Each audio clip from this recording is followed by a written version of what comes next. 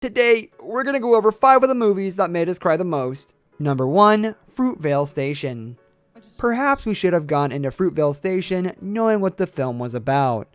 Oscar Grant, a man killed by a Bay Area rapid transit cop in 2009, and while a little research would have prepared us a touch better, it was Michael B. Jordan's performance that brought out the tears.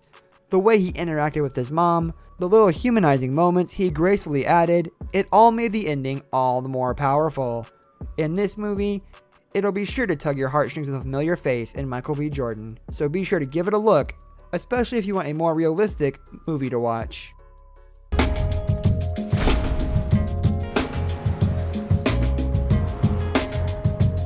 You're gonna go to Frisco, right?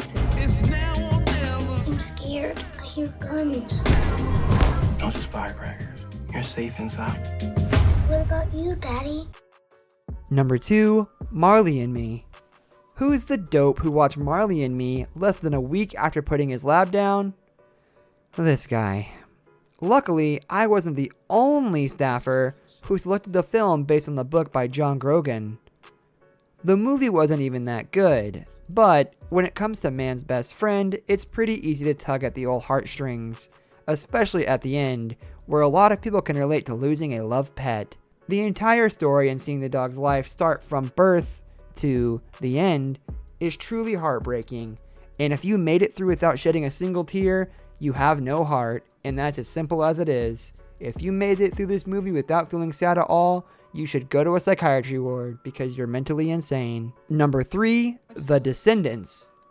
The Descendants proved that a sunny Hawaiian backdrop isn't enough to make your film all cheery and joyful.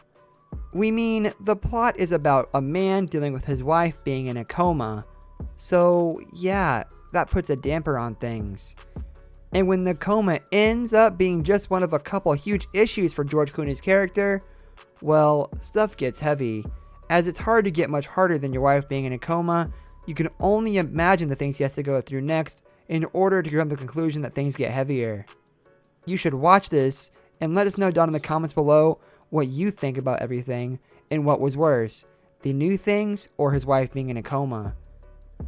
Having someone in a coma is the worst because they're there but they're just not at the exact same time, and you'll never know when they wake up from their never-ending nightmare. Number 4, St. Vincent. Oh, Bill Murray's in it. Can't wait to laugh my ass off. Nope. While there are definitely some funny moments in St. Vincent, most thanks to Bill Murray's deadpan delivery of crude lines, we were not ready for the emotional turn this movie takes.